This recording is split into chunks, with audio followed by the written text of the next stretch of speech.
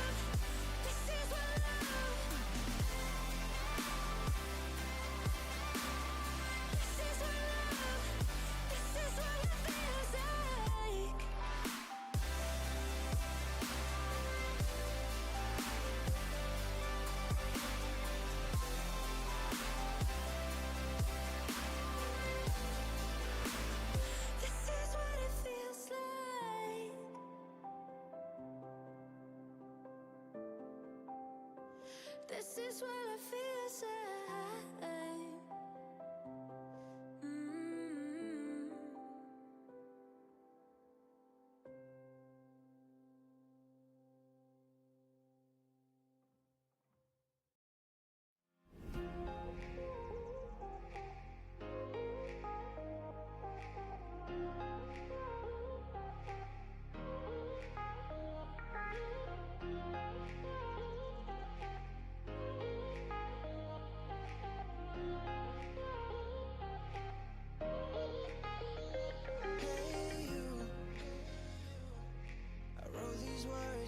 Something to say to lovers turn to strangers, but they stay fools. I'll break the chains, take the pain to save you, baby. I've been high and low, all the feelings I won't show. It's better if I let you go. You'll be better off alone.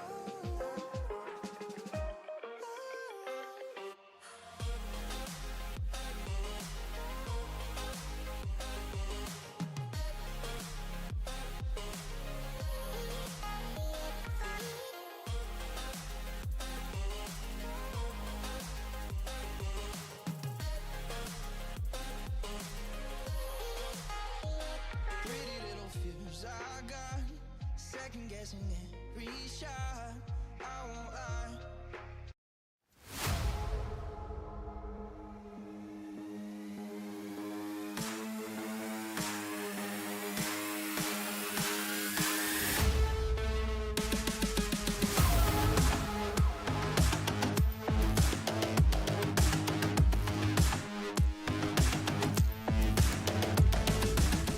Welcome to the Boise State Esports Arena. You're joining us this Wednesday for a NACE Star League Overwatch. We are getting ready to jump on into the action. We're going to have a NACE match first and then get on to a Mountain West match later on. Right now it's NACE versus George Fox University. Boise State competing in Week 7 of the regular season, and things are really coming to a head. We'll discuss that a little bit in just a few seconds with my co-host. I'm your main host, Jacob Palmer, and I am joined by the one and only Rich Rad, joining us live right now from his studio. Rich Rad, it's great to have you back with us as always. It's a pleasure. Absolutely. We got a little bit of an off week where I wasn't here. You got to take care of all the action, and now I get to just mosey on my way back for another exciting game, though, because like you said, the stakes are extremely high here, and these teams have everything to play for. Yes. Tell us a little bit exactly about what those stakes are, because this kind of determines playoffs, I understand. Yeah. I mean, again, it's the last week of the NACE Star League. As you mentioned, everything is coming to a head here, where it's essentially just right on the sphere, the cusp of where Boise State is going to enter into those playoffs. Whereas, they would have to go through the LCQs, as you had mentioned. We talked a little bit before going into this broadcast, and again, the significance of them taking this and solidifying that playoff spot. Yeah, they don't want to be going into LCQs, because then you have to slog through a whole competition. Even if you make it, you're going up against the top seeds if you make it into the finals. There is one other team, though, that could prove to be the spoiler, George Fox. Now, mathematically, they cannot get into playoffs, but they could very well deny the Broncos that opportunity. And then another thing we have to look forward here today is new patch notes just dropped. A lot of balance changes coming online for this very crucial match. Well, and the other part of it, too, is we got to see a little bit of the, recent competitive play from Tier 1, like being able to see NA and EU, specifically Korea, has also been among the mix. I know that one of your students is already processing through that whole competitive level of, just Overwatch in general, so that's got to be a wild ride for Clear. But now looking at what we've been able to see from that top tier live on broadcast, that's also potentially influential. So there's a lot of moving parts here. You take some of those things, you incorporate it into what your, type of play style is now that you see the best of the best using it. And then this patch note drops, and then everything kind of goes a little bit awry. But the big things that I'm focusing on is really just when it comes to a little bit of an adjustment with the Reinhardt. I still don't think we're going to see that. It's been a very Sigma, a Ramatra, and even some Zarya dabbling, and a lot recently what we saw competitively. So there's a slew of things that we can have coming out the doors today. Oh, if only you were here yesterday, Rich. We had quite the Zarya showdown. Just two fully charged Zaryas. I don't doubt it.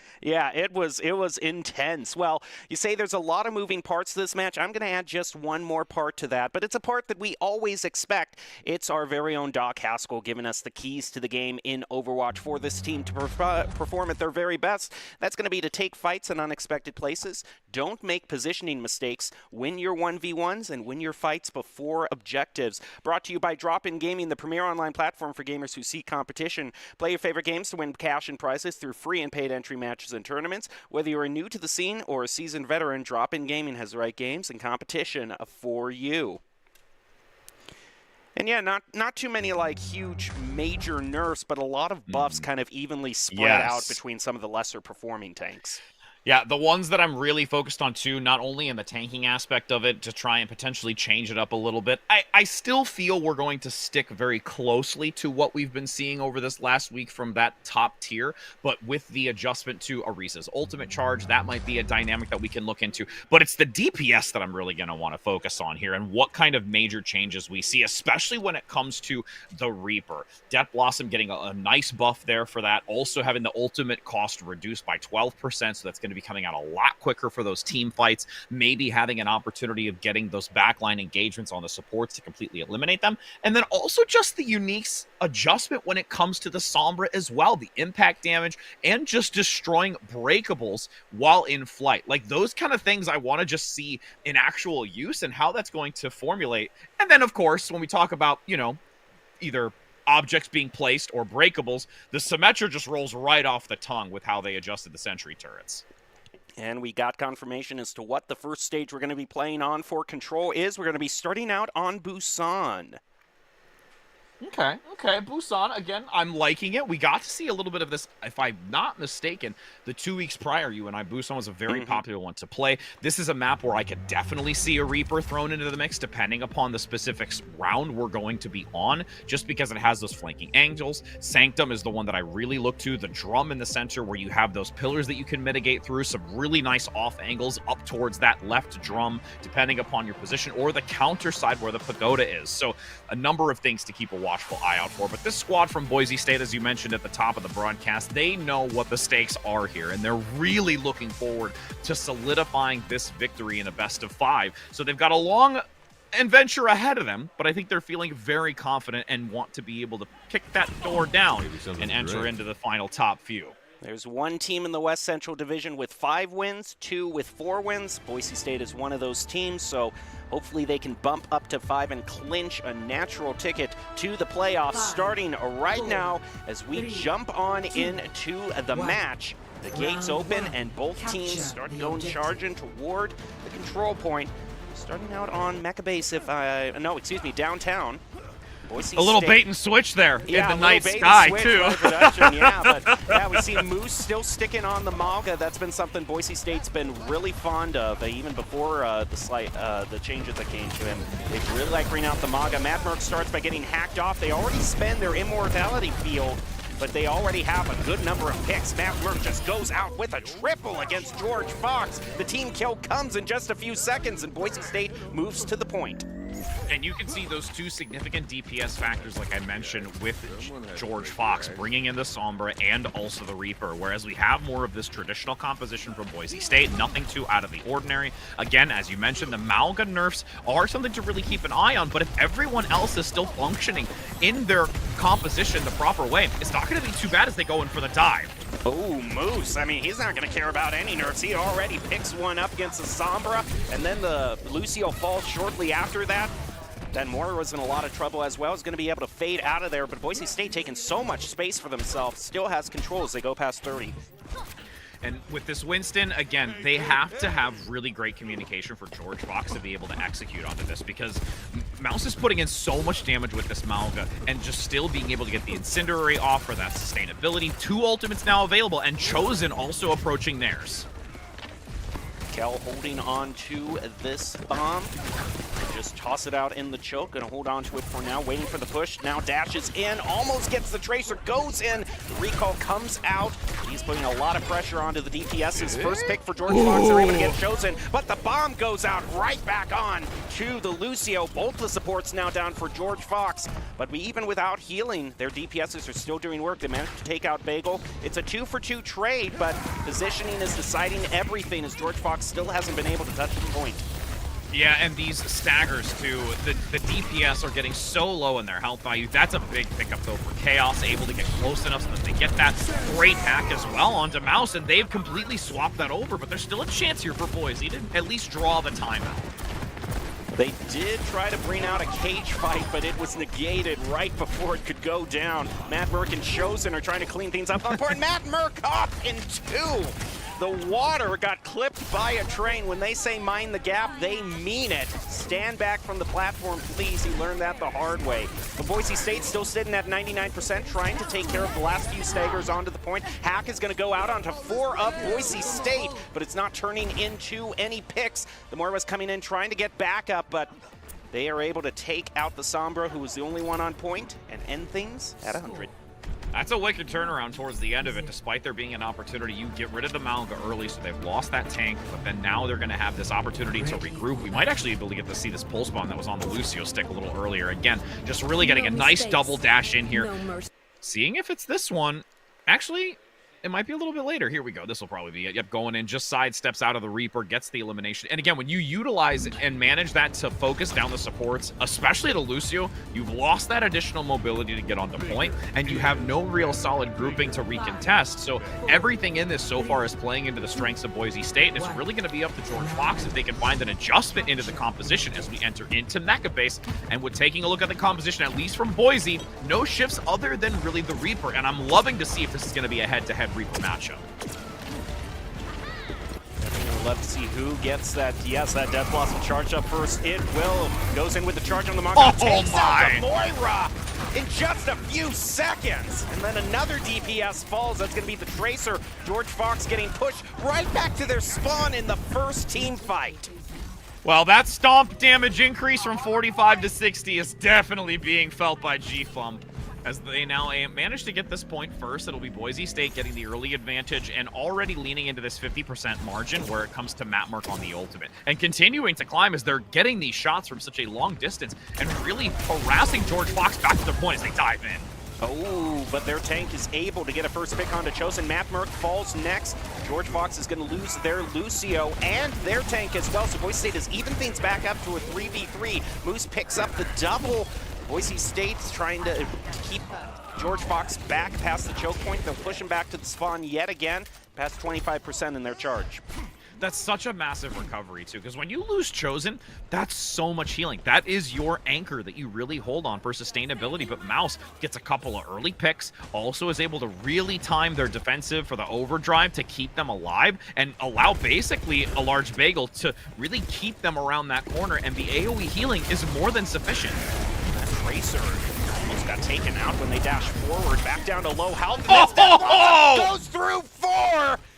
That buff being shown to its full potential by Cal, and a moat for style between him and Moose. Boise State feeling good about this fight. There's just an overflowing amount of damage. When you have the Malga putting in so much down this choke point, and then again, even though it's only 15 damage, every little bit counts in a comp like this in a hidden position from Matt Merck.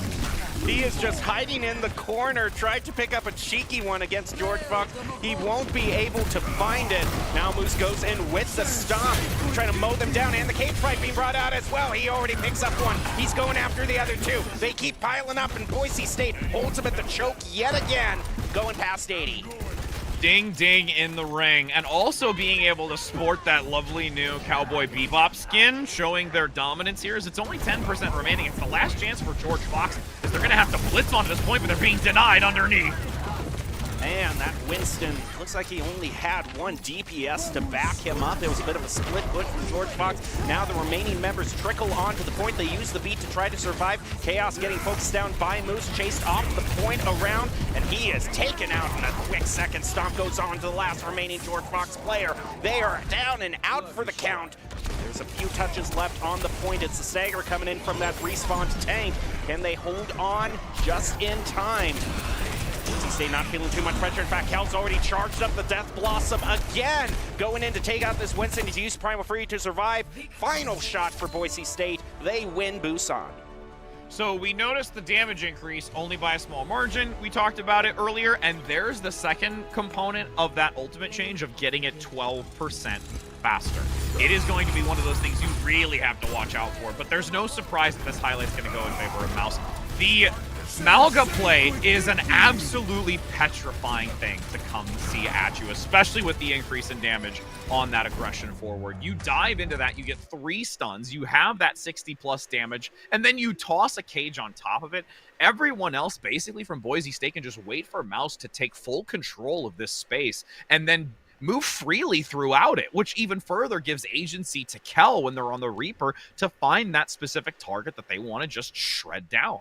Thing that stood out to me just on a humorous level was Matt Merck hiding out in the corner, waiting for them to go past the choke point. I felt I was watching Valorant for a second with the way he was holding that angle. And actually, Boise State Overwatch recently tried their luck at facing a Valorant team, so maybe the habits that they learned in that match are dying hard here.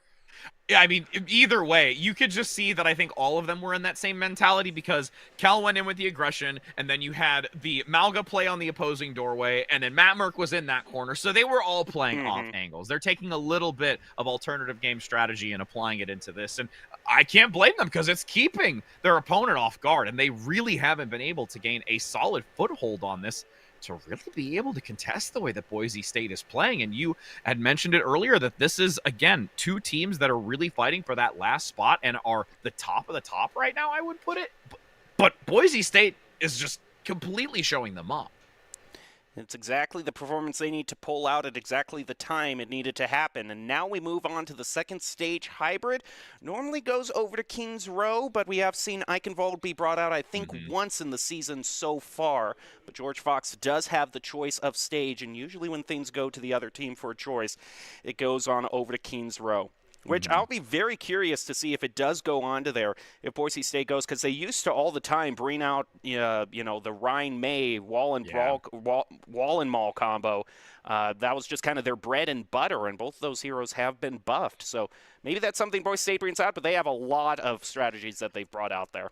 Yeah, and there's also just the variety of things. I mean, we've seen some interesting takes where there's Junkrats or Hanzos that have been in the mix of it. You and I chit-chatted about that as well previously and the value that it can bring. So we can see some really unique things brought to this. And again, with the Reaper still having some decent advantages, and again, it's only contributed to the ultimate, I still think having that tempo control, if they can get the damage off fast enough to have those Death Blossoms up as frequently, really is something that you're going to have Boise State start to lean into, because that's one of the things, again, Doc talks about in the keys to the game. Like, there's all these different varieties of things, tempo, tempo, tempo. Like, if you can be able to get that ultimate up faster, control the space, as you can see in this replay here, it is just no match for an opponent.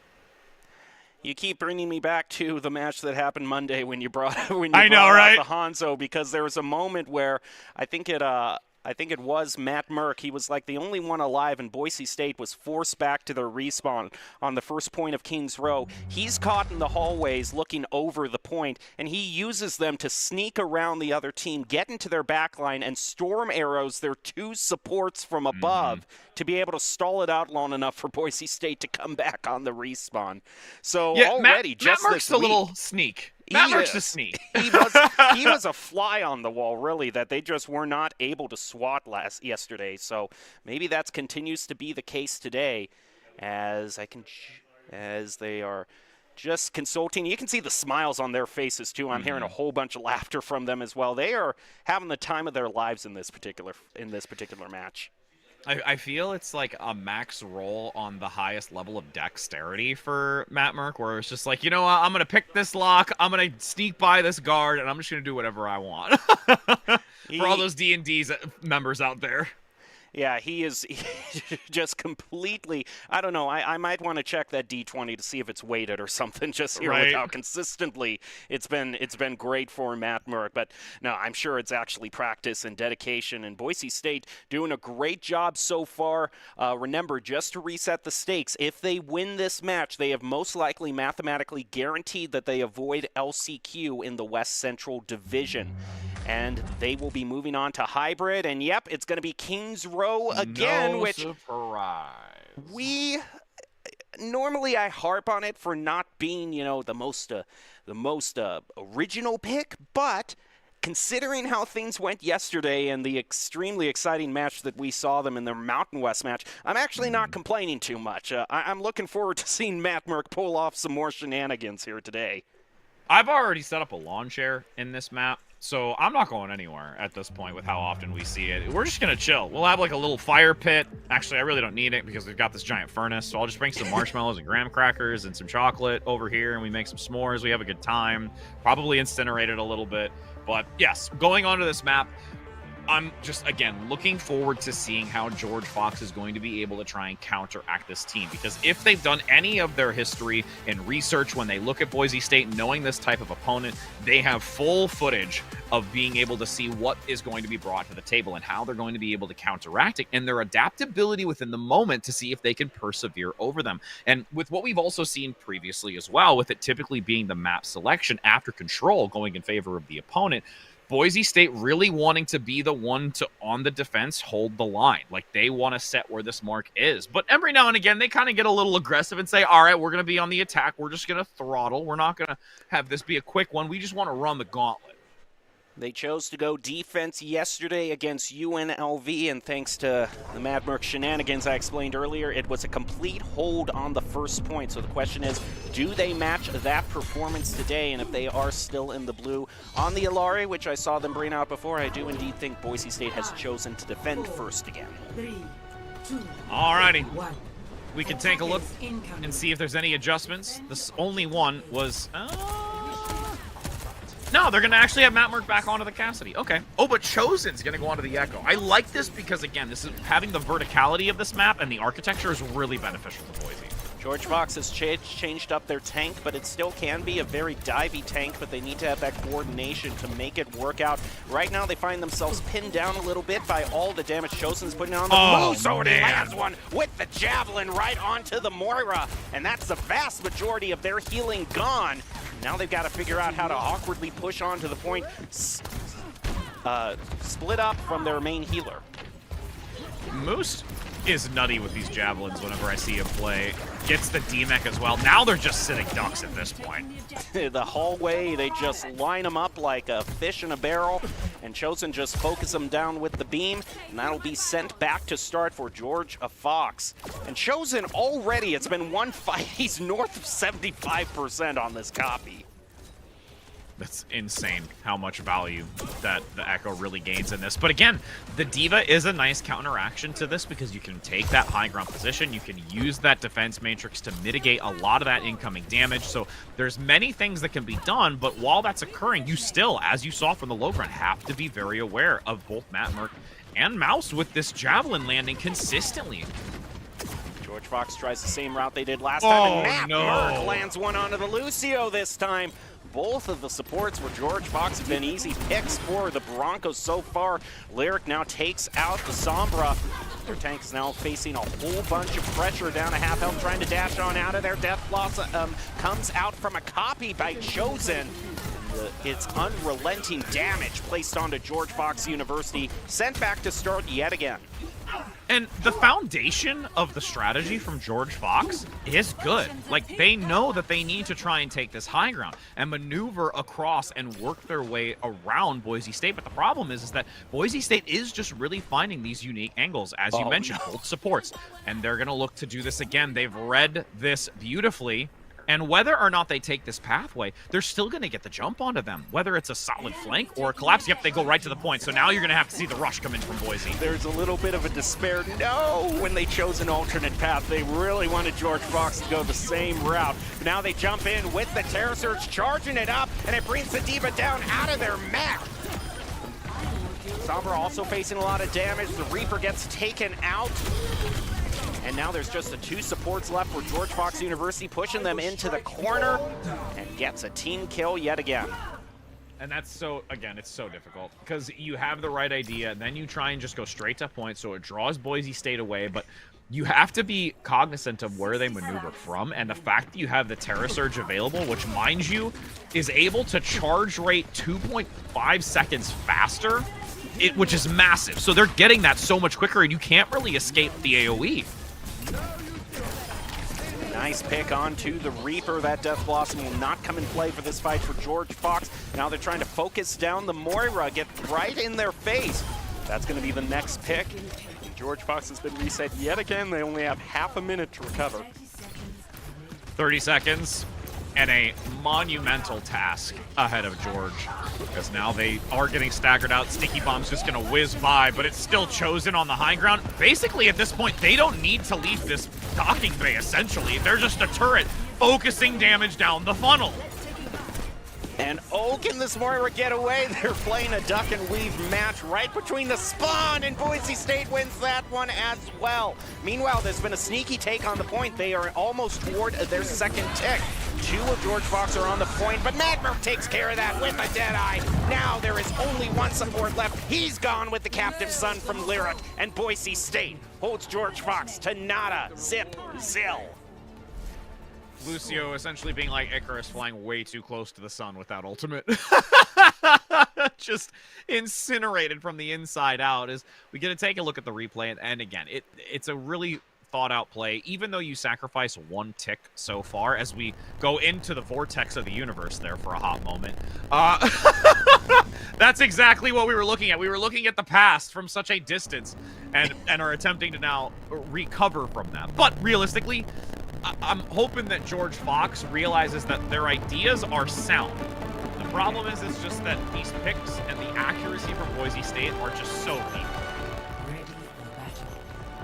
I have to feel with the way Boise State's been playing, if we get one of the more cheeky compositions that can bring out all they need is to get past, I think it was 60% from George Fox, and they will have secured Hybrid as well, moving on to Flashpoint as the match point for a possible 3-0 sweep.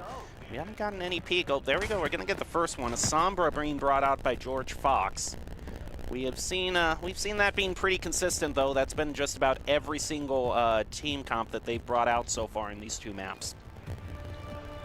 Woo! You know, I set a tall task with 30 seconds to get to the point. This is an even bigger tall task, because all Boise State really needs is the initial tick. Like, realistically, if you want to even say that, but they're going to just look to try and get as much of this as they can. With a Roadhog selection, they're going to play super brawly and just go head first into this. And it's that one spot they've wanted to have a fight with George Fox here for so long, and now they'll get it. Eliminations traded back and forth between these 2 teams before it starts out 4-4. First hook misses a teleport. That's a gutsy teleport by the Reaper right into the face. Is now going to just wraith on out of there. Moose just says, okay, he'll heal back up and then get ready for the next fight. Knockback from that Diva. They're going to prevent her from getting up to that ledge. Moose picks up the Lucio. Now trying to knock him back into the alleyway as the Reaper tries to land shots. Quick fan, the hammer is going to find it. Madmerk eliminating that Reaper. So desperately wanted a showdown with Moose, but Boise State denies it to him. Looks like they're going to deny this map as a whole in just a few seconds. Yeah, the second tick going to come real fast here, as they have made some serious space from George Fox, and now all George Fox has to look forward to is an entire reverse sweep on this next match. And again, that map decides everything here to guarantee it. Also, I love that skin, by the way. Polar Bear. Yeah, that's the best skin. As we're going to see Madmerk just lay them to rest inside of the coffin. Halloween never dies. Halloween never dies. And this was the one Deadeye to just keep any last chance of George Fox taking the point. Just put them to bed. Boise State now sitting 1 away from a victory here. And then after they play this match, we'll have a match coming up, and I do believe 8 will be our Mountain West match for the night. Boise State is going to be going up against Hawaii, which can really be a wild card team. I know that their Valorant squad has really challenged the Broncos, so we'll see if their Overwatch squad can charge. The Broncos faced their rivals, UNLV, yesterday, won that fight, so they had already good morale going into this day. They'll have 2 wins behind them if they win this next Flashpoint round for the Mountain West match. So could be very exciting, but let's not get too ahead of ourselves. We still have to finish out this Flashpoint mount on, just like Hybrid, what is most likely going to be Servasta. Yeah, and again, the wind beneath their sails. Absolutely want to try and ride that as we get to that later on. But Saravasa, you and I have seen that countless times, and one of the biggest things that Boise State really understands about that map is just the spawn rotations, where the enemy is going to need to get caught out in that transition onto the new active point. And I would love to see that continue here from them, because it really does catch an opponent off guard, which we can already see that George Fox, even though they do have a very well-structured understanding of their process and how to counteract Boise State, it's just those subtle executions of, can they get there as a full team? Can they rotate as a whole? And can they deny these elusive picks that are coming through from Boise? Man, I have never seen the Overwatch squad this happy. Goblin has his face. Goblin's just like, I'm out. Desk. He is just so overcome with giddiness. They're just cracking up, having a grand old time on there. And we can see all the players. Moose, Bagel again, Lyric off to the side as well. All of them just chipping on in. They'll have one more fight after this one, and then I think that's going to be it with Overwatch for the week. So this could be an early week close for the team. Could put themselves in great playoff position for both NACE and the Mountain West. But we all know that sometimes complacency can be the worst enemy of a team. So Boise State's just got to make sure that they don't get too lackadaisical and keep the good performance out for just this one match once more. There's always a certain level of R&R that's required, but never enough to make it cold. That's how it's got to be. Because, I mean, even when we talk about in some competitions, I mean, even recently I was just at a LAN where you see them with those hand warmers, like, all day. Yeah. Like, they don't want to go a hot second without keeping themselves, like, in peak performance. So I can definitely understand that. So I'm wanting to make sure that they do keep themselves in their prime moving forward. But, you know, a breather every now and again, and maybe a quick play or two is always a good little deviation away from such competitive play like this. Because, again, the roster is one to really fear, and what we can see so far through this match, it's definitely still consistent. I know I know the Valorant squad is usually playing some form of poker or something between matches. I mean, they'll end a match, pull it up on the other tab. You know, I call you there. Okay, I'm back into the next round. I'll see you in a few minutes. Either that or if it were me, I'd be like an Uno player. Like we'd have like our Uno cards across the thing, and we'd just like be like, yeah, that's me. Okay, and again, okay, we're gonna come back again. I'm gonna get a wild card. We'll do a reverse. We'll do a swap. We'll just keep messing with each other. Like that keeps, I think, it a little lively. So that would be me personally if I had to play a game between some matches. Yeah, it's always, you know, in my personal experience seeing people here at the arena, it's always people, it's either like some sort of poker or a card game, or it's chess that people use as kind of their side hustle. That's their side hustle. I mean, with what we had, I mean, even with chess.com, I mean, ever since, you know, we talking now a while ago with the pandemic, everyone was playing chess remotely. So that's become just a very mainstream type of sidebar type of competitive play of even, you know, something as, you know, simple as chess, but also as complex. Yeah. And it really is kind of a great, It really is kind of a great metaphor for esports as well, because you get someone who might not be into the world of esports. They're trying to wrap their head around, you know, competitive video games. You know, why would people be interested in that? And then you just say, well, look at how popular chess is, and that's a mental game that's usually played online, and people usually go, oh, yeah, now I kind of see it. Absolutely. And, you know, with this third map that we're just still waiting on, I believe there is just confirmation in the lobby as we are gathering and confirming what that will be.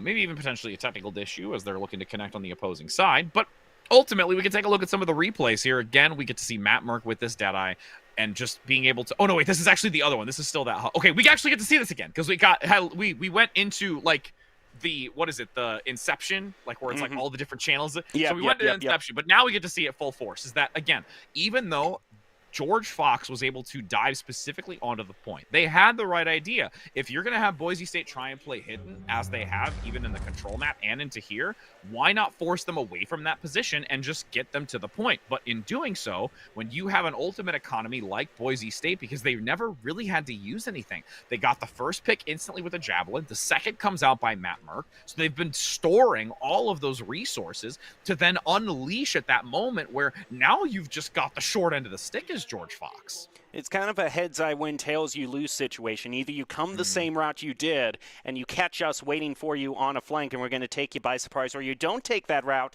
and then we're just happy to claim the high ground and fire stuff on you from above, which I got to say, just the way the Boise State's Echo just came right out of the gate was just relentless. I don't think I can really discount how the aerial play from Boise State really just denied George Fox the ability to move around toward the end.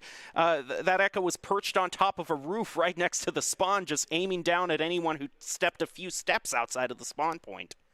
Well, and when we take a look at, how to counteract and mitigate the Echo, the Diva, great opportunity. The problem is that every time that there was any focus onto the Echo, you left yourself so vulnerable to Matt Merck, and those shots were landing consistently, which is why we were seeing outside of the Echo Ultimate Generation, it was Matt Merck close behind, because you have to really pick this game of, do we opt to focus on the Echo and deny that aerial position, or do we try and play the ground game and deny and mitigate that incoming fire and then rely on your mobility to evade the shots from the Echo or the sticky bombs before getting into that critical vital health position where that focusing beam gets that double damage. A lot of these comps that George Fox has been bringing out have really been focused on trying to get those quick eliminations, but the problem is when their tanks do contest onto Boise State, they haven't always gotten the full team fight that they're looking for. Maybe one DPS, maybe a few supports, but if those are getting picked off from Boise State at full distance, then that tank has multiple times just been trying to fight a battle all alone. Yeah, and you never want to be caught out alone. I mean, when you're finding and again, it's because also Boise State's never playing the same book. Like, they're never going to the same play twice. They always keep it fresh, which is nice. Matt Merck taking an off angle behind Mundata's statue where you don't really see that George Fox is aware of it for that second pickup. The Javelin's just a wild, wild shot out the gate. Like, that's one of those things where it's a combination of skill and luck and everything lines up for you. Like, you get that through the tree and you're feeling Randy. You're feeling great. So that's one of those, oh, woe is me, we kind of go back to the drawing board. But when the second portion of it happens and it continues to go in that direction, then it's really on the agency of, if they rush to point for George Fox and all these ultimates are expended by Boise State, it's now our last opportunity in this engagement because they have forced out ultimates and we have to evaluate our ultimate economy. That's really the only thing that you have to hold to your name when you only have 60 seconds to go, and then they get punished by their spawn and they're locked into it.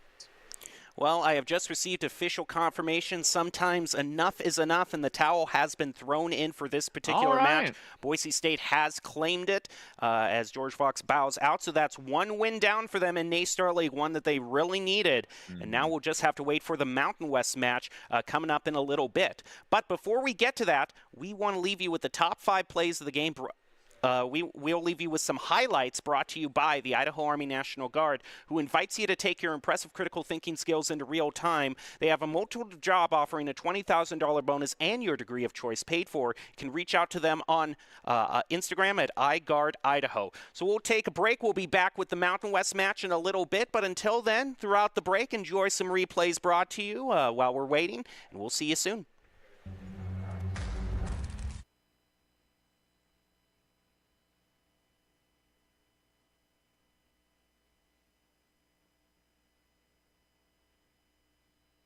It's not going to be too bad as they go in for the dive. Oh, Moose. I mean, he's not going to care about any nerfs. He already picks one up against the Sombra. And then more of this traditional composition from Boise State. Nothing too out of the ordinary. Again, as you mentioned, the Malga nerfs are something to really keep an eye on. But if everyone else is still functioning in their composition the proper way, it's not going to be too bad as they go in for the dive.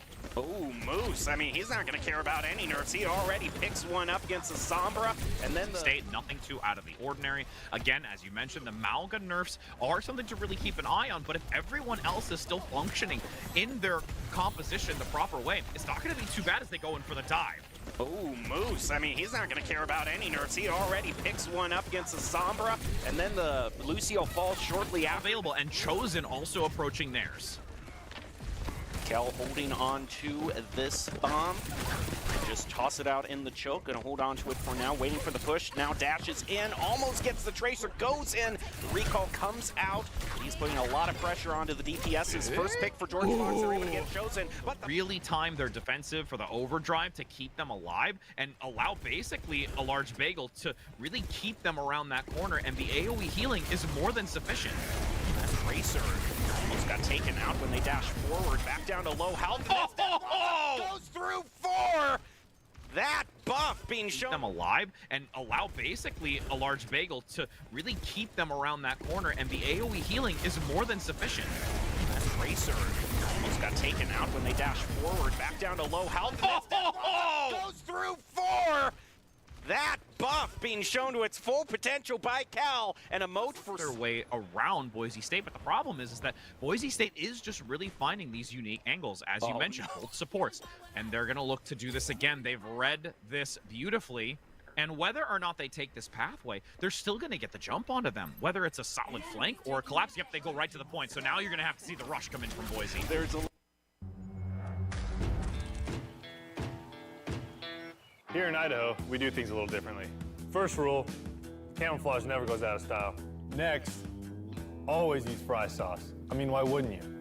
Hold steady when out-of-state friends think you're from Iowa. We call it pop, not soda. We always put a lift on our pickups. And we always buckle up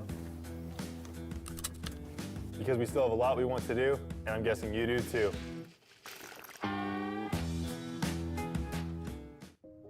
It's the end of a good day's work in Idaho. Time to punch out. Time to check in and catch up. Time to remind ourselves that what we work for isn't a paycheck.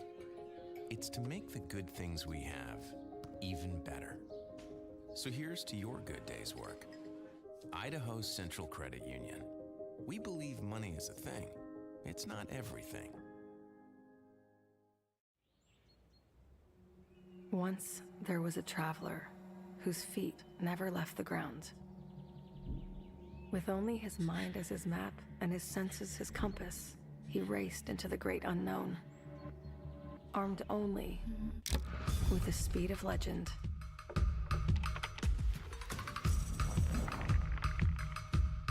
His trails he blazed, his rivals he played. Every sprint a blur. Every turn trusting his allies.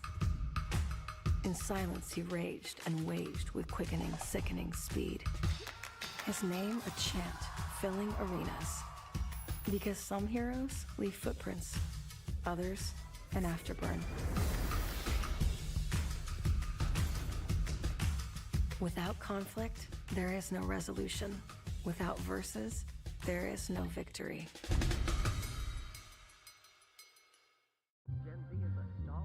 The news says Gen Z is struggling. I've got news for them. I wait tables, but last week I built a field hospital. I put out a forest fire. I stopped 1,000 attackers. And a natural disaster. I've saved lives. And led a team on patrol. I serve. Well, I go to school full-time. While I work full-time. The greater the challenge, the stronger we become.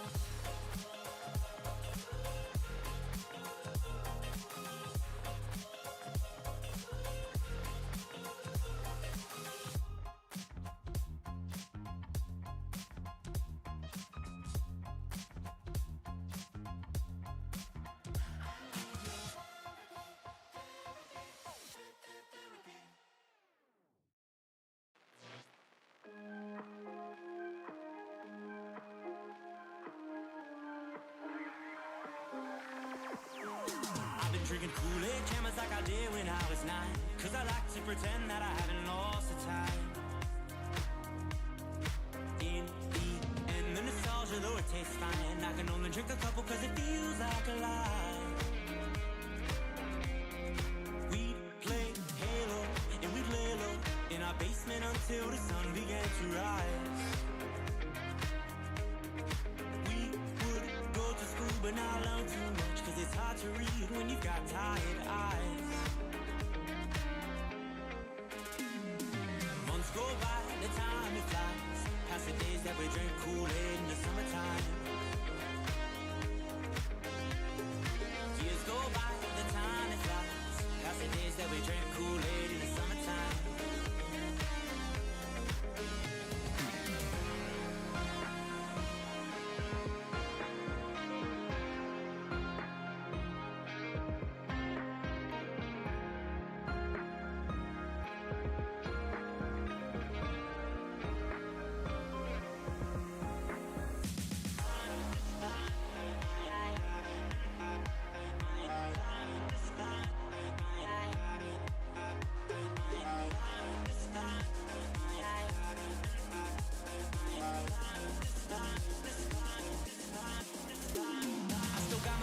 They've been with me for some time, and it's nice to know that they still by my side. Friends are like stars, 'cause no matter how far, when it's dark outside, they will be your light. We'd play Halo and we'd lay low in our basement until the sun began to rise. We would go to school but not learn too much, 'cause it's hard to read when you've got tired eyes. Months go by, the time it flies, past the days that we drink Kool-Aid in the summertime. Years go by, the time it flies, past the days that we drink Kool-Aid in the summertime.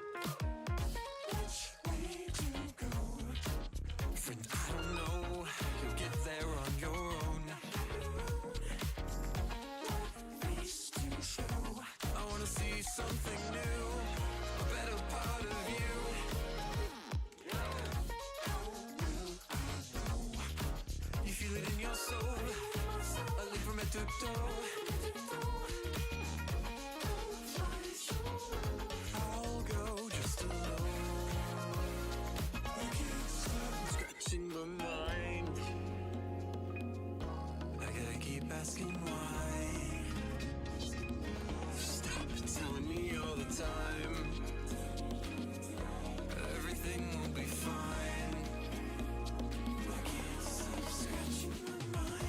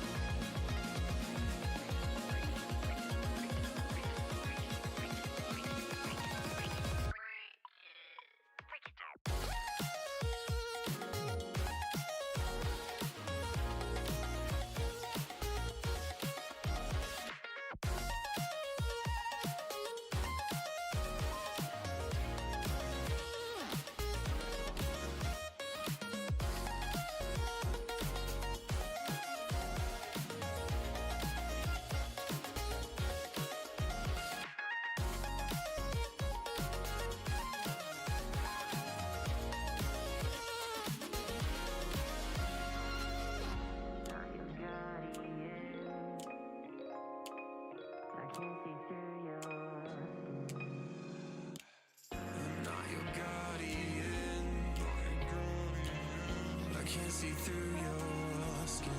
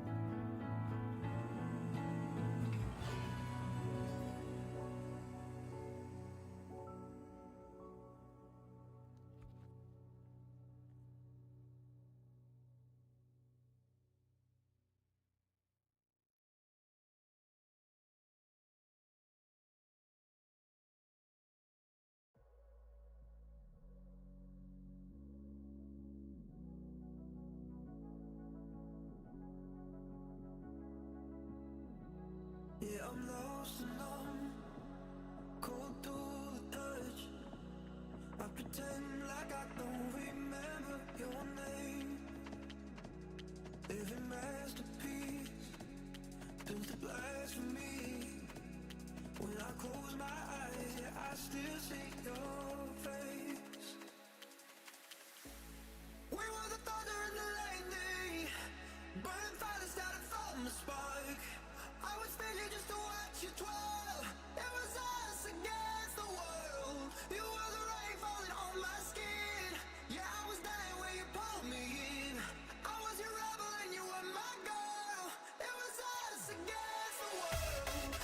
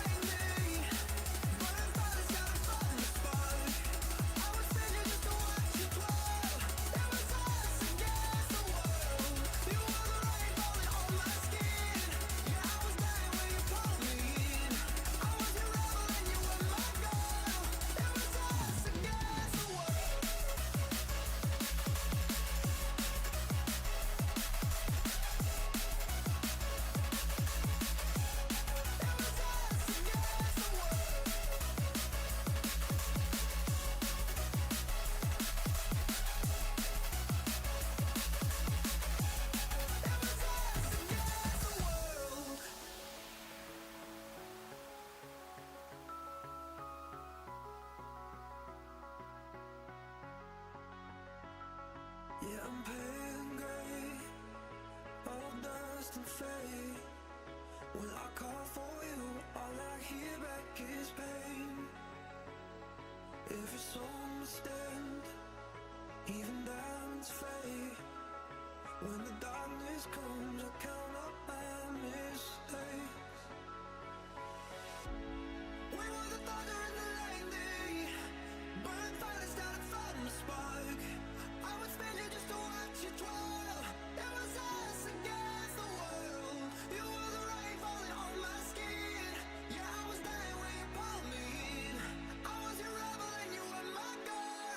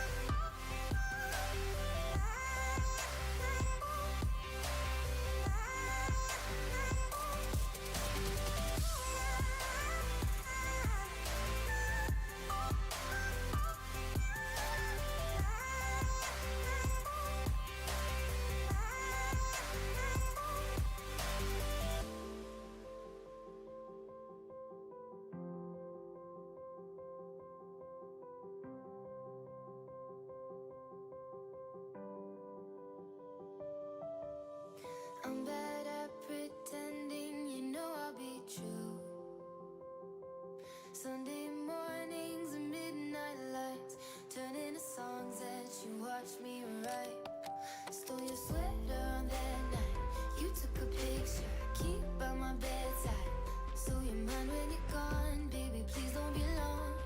I got my ticket to the west side. You say my name with your accent, makes me remember how much I missed you. Hope you're planning to stay for a million days. You'll be my summer in December. Hey boy, trust my intuitions always. I'm not superstitious, I got lucky. Stole your heart and it was mine for the taking. It was mine for the taking. It was mine for a million days, in a million ways. Stole your heart and I got lucky. Stole your heart and it was mine in a million ways, for a million days.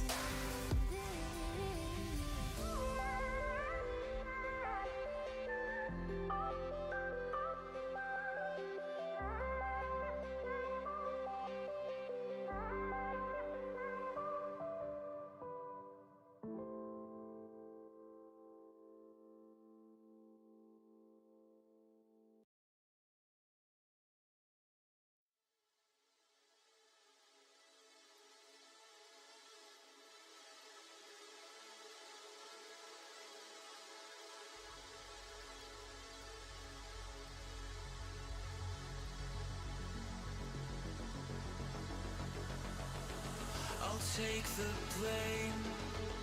I've seen the world go down in flames. I've felt the strain of every loss I can't reclaim. Our steps retraced from when we went our separate ways. I've missed these days.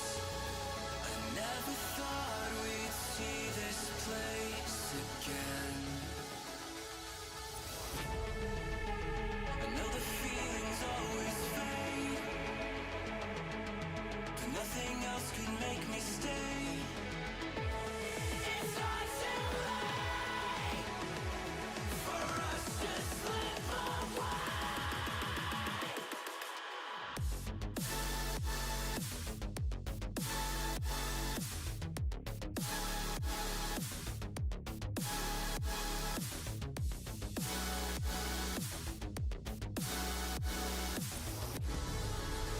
I know the feelings always fade.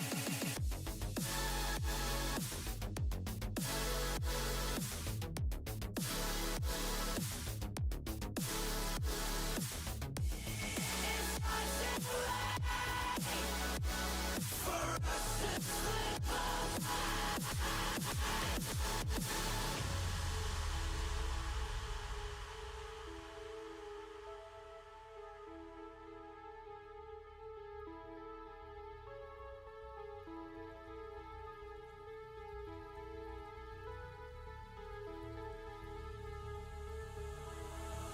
I've walked this road, the one foretold would lead us home. Our fate's unknown, but time will mend our broken bones. I've held the weight of all these years spent in decay. These times are strange. I never thought I'd see your face again. I know the feelings always fade, but nothing else could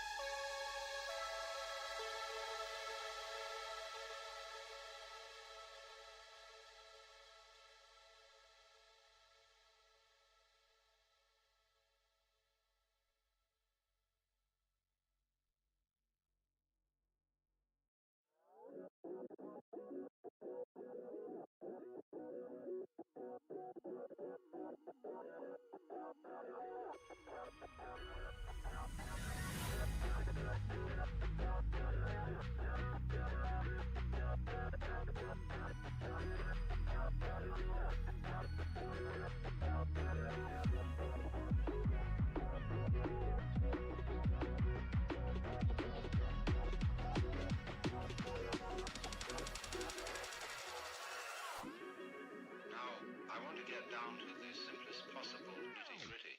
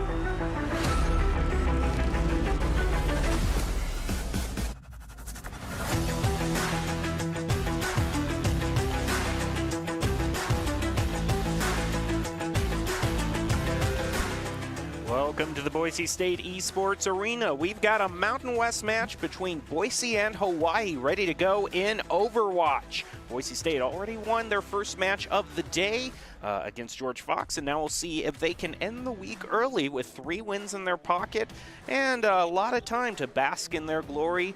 Look forward to the NACE Star League playoffs and most likely Mountain West playoffs as well. We're winding down the regular season, and to help call all the action, I'm your host, Jacob Palmer. I am joined by Rich Rad, joining us live right now from his studio. Rich Rad, we already saw a great performance by Boise State in the matchup against George Fox. Now they'll go up against a Hawaii, which is a little bit more of a wild card. Sometimes they really surprise us and are able to beat the Broncos, sometimes not.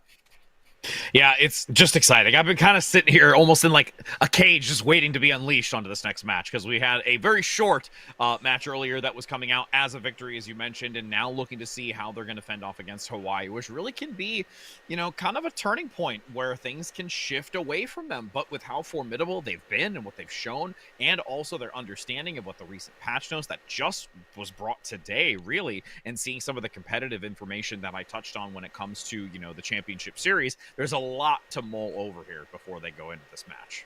Boise State, though, they had a great showing last time with a 3-0 sweep. We'll see if they match that with this particular match against Hawaii. Of course, if they want to do that, they'll want to follow the best advice that we can give them, and that is Doc's keys to the game in Overwatch. And Doc's keys to the game are going to be to never take a fair fight, and that means to take fights in unexpected places when your opponents are unprepared, and try to build up as much tempo as you can. It's all brought to you by Drop-In Gaming, the premier online platform for gamers who seek competition. Play your favorite games to win cash and prizes through free and paid entry matches and tournaments. Whether you're new to the scene or a seasoned veteran, Drop-In Gaming is the right games and competition for you. Chosen really stood out on that last point during that last match. He decided to bring out the Echo on King's Row and already got a 75% ult charge in just one fight. So Boise State definitely knows that old adage of he who ults first can definitely win fights. And now I see, as we along the bottom of our screen, we're going to be starting out on an Antarctica for our control stage. Alrighty, that'll be exciting to get to see as we go into the frigid wastelands. And again, each one of these give a little bit of a different type of opportunity, more specifically when we talk about Icebreaker, which is where we're floating in on right now, which there's a lot of elevation that you can play to. Same thing when it comes to labs as well. A little bit more constricted in space if we do see that Echo come to the fruition again and be able to dominate. This map specifically, so I can already see at least some kind of pitter-pattering around, but that could just be the display for the moment as we're about to enter into game. But I would like to see the Echo still be a very high selected character going into this one because it can be so devastating, especially if you know how to play the architecture. Well, I will say think of that as our camera crew, okay, that helped us, that diva running around on the stage right now. So it isn't necessarily Boise State is running a diva. That was just, you know, the scouting party we sent out to bring all this great overview footage to you. But I got to say, Icebreaker and Labs can be very exciting, but I always look forward. I always look forward to the caves because, in my personal opinion, it almost kind of harkens back to Oasis a little bit. I think in Gardens, that vantage point that's right over the control point. Absolutely. But this one is kind of on a whole nother level. It's higher up, but it goes right into the center of the control point. So oftentimes we can have matches that start in the high ground, start to develop, and then they completely change around when the tanks decide to drop down to the low ground. Sometimes they can take out a squishy unexpected that way. Sometimes they can find some new life as teammates come in on the respawn. There's just a lot of ways in which matches can change very quickly due to that elevation difference. Well, speaking of change quickly, outside of our lovely Cowboy Bebop feature, I mean, we got penguins and Cowboy Bebop. What more could you want? Yeah, seriously. I mean, that was like the cleanest swap I've ever seen in my life as we were about to see. It looks like it was going to be Icebreaker, but, you know, to talk a little bit and touch on before we go into this, I believe we're just waiting for confirmation since there was a reset. But, yes, when it comes to sub-level, the architecture of it specifically, not only with that catwalk that basically leads into the middle position, similar to, like you mentioned, when it comes to gardens, is also just the 2 channel ways that are to the left and right on the same high ground position, where there's that window before the stairway. You can look to get some chip damage in there if you look to dislodge it, but most teams often than not try to take that initial neutral on the high ground, because whoever can manage to get that high ground first, even if they opt to lose the low ground to gain the first few initial percentages, they are very, very low in chance of being able to actually retain it, because the high ground does take the advantage. But we will take that strat once we do enter more so onto that map, whereas this time we're going to be entering onto Icebreaker, where unfortunately the Penguins are getting very acquainted with a ship that is no longer mobile. Yeah, but we do get a change of pace. It is over in the daytime instead of nighttime, so whatever negligible heat difference that applies to the Penguins, I'm sure they appreciate that few extra degrees. Meanwhile, our teams get ready to charge toward the point where Boise State open up another 3-0 sweep, or will we see another 5-0 knockdown, drag 'em out deja vu. fight? And did you know Cowboy Bebop is having a collaboration in Overwatch right now, Rich Rad? Oh, absolutely. I'm so stoked about that collaboration, to be completely fair. Also, I feel like we just went through, like, time. It was like we just backpedaled and then had it, and then backpedaled and then had it. So I'm not knowing what's real anymore. As we're attempting to get final confirmation before entering into this. But yeah, Cowboy Bebop was one of those ones that I would used to go over to my friend's house and I would watch religiously whenever it was on. I did not have that station when I was a kid. Either that or like Dragon Ball Z, like, by the way. So like those were like the big ones that I was involved with. So I'm glad to see a collab like that come together. Yeah, the collabs just keep getting more and more insane. I mean, Overwatch is a few years behind Fortnite in that regard, because Fortnite is just kind of becoming the universal game. Whatever show you're into, it probably has a collab on there. But Overwatch, there's a lot of ground, because I mean, if there's a collab in Fortnite, you know, everyone still has the same abilities, the same guns. But I think the difference in heroes and their builds really can lead to some interesting situations. You have certain characters that just line up more with certain heroes' builds. Well, even just with the collab that they did with Porsche, where they have their Porsche, where it's, you know, with the Diva mech, that thing looks amazing. I would love to see that in person and actually get to like sit in it, but I know that's never gonna happen. So I can only imagine from a distance at that point, because I mean, I thought about it, since it is like a life-size version. I don't even know if I'm small enough to get into that thing. I'm sitting here just like, I'm pretty sure that I am far too tall, and I'm going to look like trying to put like a 10-pound, like, into like a 5-pound container. Like, it's not going to work. It's just not going to happen. The real question, I think, is if Blizzard is gunning for Nintendo's position, because Nintendo did the collab with Mercedes-Benz. Now, Blizzard answers with the collab with Porsche. What luxury car maker is next in the world of gaming that we are going to see brought to it? We could only wait and see. I mean, it could be another title that manages to strip it away first, as we now, for hopefully the third time is the charm. These Penguins will be happy to see us because we're hopefully staying, as I'm still going to believe that we are on Icebreaker, but we are residing back in the nighttime as the Northern Lights guide our way. Penguins have definitely been the most loyal viewers thus far. Of course, when the round starts, the gates drop, and we hear Athena's voice tell us to head toward the point. Then I will get the full confirmation that we are ready to go, as we are still on Icebreaker. Boise State versus Hawaii, Mountain West. We're winding down the regular season, looking how these players, going to see how these teams are going to be looking in their performance heading into the postseason. Boise State in blue, Hawaii in red. So we are off to the races. Boise State already getting to the central point first. There's a bit of a flank off to the side from Hawaii. That Tracer might just try to pick someone out here or there, but looks like they have retreated. First time we're seeing the JQ be brought out, this time by Hawaii. Point unlocks in a few seconds. Can Boise State get a crucial first pick as Hawaii is trying to get past that choke archway? Maga's going to go in with that charge, get the extra damage onto that JQ. Try to mow her down. She's going to have to use her commanding shout to try to keep herself and the team of Hawaii alive. And just like in the last match, off of positioning alone, Boise State has got the point and is starting to get points in their favor. I mean, one of the significant differences, though, is Hawaii has a great presence of mind of knowing when to retreat and give ground and to not overcommit into this, because they actually still were able to get a decent amount of charge, not only on the Kiriko, but the Hanzo as well for their ultimate economy. Swapped on over to the Battle Cattle for this go. There's support. Oh, I was about to say, taking a bit of damage. Bagel ends it with a beat. That's a nice nade thrown out too by Cassidy. And Moose is going to finish that up for him. Kel also gets the pick onto the other support. Hawaii down both their supports, trying to take this back. They only have their Tracer left. Their tank's caught out in Boise State's territory. It's a cleanup.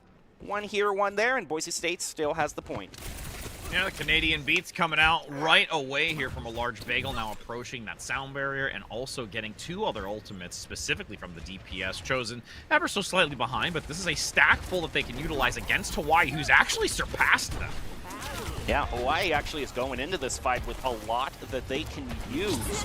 And they already got a little bit of a sneaky take from Boise State earlier, got 11% from them.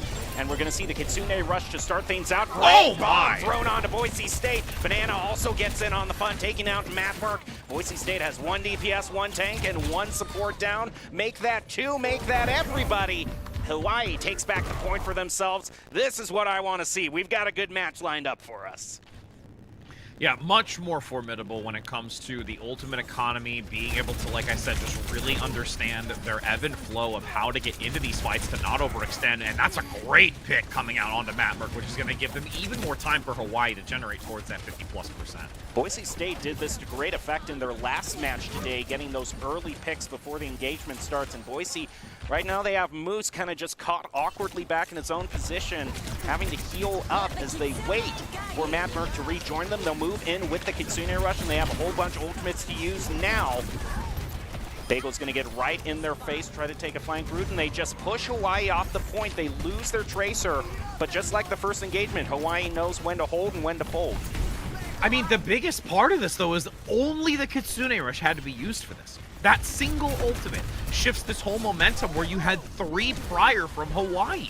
So now you have this ultimate economy to rotate through for Boise State, and they're on last fight. Has to be here, has to be now. Hawaii having 2 ultimates they could use to take this back. Gonna get the Javelin against Moose, but he's got no problem for health. And Matt Berg lands one with the Deadeye. K-Tri thrown down. Keep that Orisa caught in this choke. The rest of the team moves in. He's just nailing them down from above. Moves in to pick up the other DPS. Charge right onto him. And Boise State picks them off 1 at a time. Their tank is all alone. Last chance, buffed by the Kitsune Rush. And they've already used their Terra Surge, so that is going to be it. They have nothing left except that Javelin to fight back with. Boise State surrounds them, takes them out, and takes Icebreaker. I mean, again, everything is just so, like, hell-spent on the ultimate economy. Hawaii committed, again, what they needed to take that previous fight. You can't fault them for that. Maybe they could have held on to one of them, which would have been a little bit more advantageous for them. But when you only have to forfeit the Kitsune Rush to completely turn this back for Boise State, especially with the early pick, you're sitting pretty. 80+%. You could toss 4 ultimates into this, and 9 times out of 10, you're going to win that regardless, even if your performance isn't that great. The ultimate is just going to surpass whatever the opponent can bring to the table. And there's no way that Hawaii can generate ultimates back fast enough in that short proximity of time that they're just sitting ducks. Boise State now sitting out of position where they could take it here in Labs. The gates drop. Both teams go charging through. We see if Hawaii is still in the wedge, which they are, they're still staying on this Orisa. Boise State has brought out the Doomfist instead. First time we're seeing him today. And already, look at the Orisa dropping down so low on health. Has to move on back for healing. Will be able to survive that, but Boise State, every single fight they've moved right up to the choke and claimed the point first, just based off of that. And this is something that we've seen a little bit more in Champions Series, as there is so much pressure onto it. It is instantly taken down. Oh my goodness. It is just ruthless, and Kel taken down by 1 railgun shot. Large Bagel, though, still piling on the eliminations with a melee onto their hand, so trying to chase them back for a stagger. Won't go in too deep, won't get too greedy. They'll just claim the point for themselves and start on marching. Keeping it nice. watchful eye on where their regroup position is. Boise State, again, being able to take that early elimination onto the Orisa is so key. There is some nice responsiveness to deny the way that Moose has been able to engage with the Doomfist, but once they get their cooldowns back up, they're just free to continue doing stuff like that. Banana is gone. Boise State moves back just a little bit as Hawaii moves on to the point. Kel off to the side is able to take off their Cassidy. A move on in, a slice and dice take out their support, trying to get rid of that Bastion on point. They get rid of Akami. They spend the Immortality Field. Once it goes down, that Baptiste falls on the point. Banana hanging on by just a few slivers of health, as is their tank. They get taken out by Chosen and Matt Merck, respectively. And Boise State doesn't even let Hawaii get 1% on the board. And again, we talk about the ultimates being tossed into this, and now Boise State still having so many beneficial neutrals, or really only having to commit one ultimate into these fights, is really paying dividends for them. They've got 3 ultimates, both supports, the Dragon Blade as well. They're sitting perfectly to counteract against the 3 that Hawaii has. Hawaii trying to take the crown off to the side, but Kel has just had his targets locked. He gets a DPS and a support as well. The question is, where is that tank? They love separating that tank out from the rest of the players, and we got a hot pursuit against the Tracer here. Just trying to get it a recall. Now he's going the other direction. Can he get it? He wants his prize. No, the Tracer is able to take him out, disrespecting Kel. Meanwhile, Boise State, they still have control of the point, but you know, you kind of wish Kel, he put in so much effort. He wish he could have gotten his prize. And with now these only few seconds remaining, they have to rush to get back to this, which I'm really not even sure they're going to be able to get there to touch. It's all on Banana or the Tracer down below. Oh, can they get revenge on this Tracer who so disrespected Cal? Moose is bringing out the Meteor Strike, forced on down. A beat is spent for Hawaii as Kitsune Rush used by the Broncos. Dash in as the beat wears off, and they're able to take out Moose, but they aren't able to take the point. They don't get a touch on it. Boise State claims it, and they win Antarctica. Even though we were, you know, seeing a little bit more competition from Hawaii, Boise State feeling it in their prime. They're downloading their opponent, and they're really understanding how to counteract this. And again, it's their reservation in utilizing their ultimate economy that has really persevered and saved the day for them. They are always able to either match 100% of what is coming to the table from their opponent, or they supersede them by their opponent overcommitting ultimates into that fight. So everything's really just falling into line for them, and it's looking a little dire here for Hawaii. But again, this is only the first map of Control, and once we deviate away from this, I'll be curious to see if that changes up. Although once we do deviate away from Control, we tend to see 2 stages back-to-back that Boise State, just like any other team in Overwatch, have practiced to death. Of course, Hawaii, yes. I always love those teams that kind of bring out plays that aren't expected. I do believe if it wasn't last week, it was the week before, Boise State went up against UCLA, I believe, and UCLA chose Numbani as kind of an off pick and completely held the Broncos there. The Broncos really struggled on Numbani. But it won't be Numbani, it'll be Kingsville. I was going to say, yeah, right when I saw that graphic, I was like, we ain't going there. So we go back to the tried and true, and again, what we're going to look to see, I feel, is the same comp that we had previously. I don't think that they're going to do anything different here because the Echo was so oppressive. It was just unmatched through and through, and it's really a key emphasis on Hawaii if they're going to actually look to try and focus that Echo down, if it's going to be brought to the mix, or if they're going to look to try and take more of a brawly engagement, because it was a more methodical type tactic when it came to George Fox. They wanted to take that stairway up to the high ground, get a solid rotate around, and then look for a diving flanking angle. Whereas I could see Hawaii being a little bit more brute force and want to go toe-to-toe as they have. Well, I mean, George Fox, their first 2 routes were completely around the point, trying to take the high ground, that long route around through the alleyway, up back through the clock tower and to the second level. It just really didn't quite work out for them. So George Fox, I would probably expect them to maybe take a statue or maybe even a hotel route if they want to change it out just a little bit. Yeah, I think the hotel route is an opportunity where you can maybe catch a couple of supports off guard, because Boise typically likes to keep theirs tucked into that back angle or have them up on the higher back high ground, which is also a very beneficial place, especially if you have those long sight lines with either a Baptiste or maybe an Ana. The Baptiste has been a little bit more prevalent when it comes to Boise State, so looking for that opportunity to house in that upper nook, especially because the boots allow you to get that elevated play as the Baptiste. There's a lot more outlets that you can play to really use those strengths. Boise State has been on quite a roll in terms of Kings Row this week. Every single match this week so far, they have completely held the other team at the first point. I think Hawaii is going to be the toughest to pull that off in that regard. Oh, we my! have been juked. We have been Oh bamboozled. my! We Our are going to prod's saying, no, Eichenwald no, no, instead. guys. Our prod's just like, hold on, we gonna give them a little bit of a curveball. We played with them 3 times on the first map of Control. We might as well keep the shenanigans going. All right. Well, hey, talk about a pleasant surprise. Eichenwald definitely been something that we saw earlier on in the NACE Star League. We're seeing it in the Mountain West now. And Boise State has had a good history on this. I'm seeing if the silhouettes are to be believed, and Hawaii is attacking first, that they are hovering over a Winston for their tank pick. I'm curious how this is going to work out, because it kind of ties back to some of the discussionary pieces of information when we talk about the dive coordination and how their timing is going to be. Boise State with Matt Merck now on the absolutely dominant wrecking ball play. I have missed this and am so looking forward to it. It is his special, his comfort pick. He slams down right into the choke and has them all pinned down, rolls right through, getting a bit of damage, but they've managed to break through. He's trying to get the support in the back. Banana's going to trade with Boise State Zen. Matt Merck goes back to the point, is able to wipe out both their supports with the help of his DPSs. Boise State has all the healing gone from Hawaii, but Small Left is trying to do the best he can. He'll trade with Matt Merck, have to move on back, but this could be a nasty stagger. And with this Tracer, are they going to be able to put Hawaii in a stagger? It looks like the rest of the team comes in off the respawn, and we'll get a full team fight for both teams again. Kel was trying for their life to get that elimination on the Winston, but now they're going to come back topped up and ready to go. But Matt Merck is at least able to regroup with the rest of the team and try and hold off this Tracer flank. Matt Merck, you can see him. He's definitely trying to peel away, take off some sort of support in the backline. He goes in, slams down. The shield goes up from the Winston. We saw one pick from Moose, was able to get that Tracer. Lyric is also trying to land with the Orb of Discord.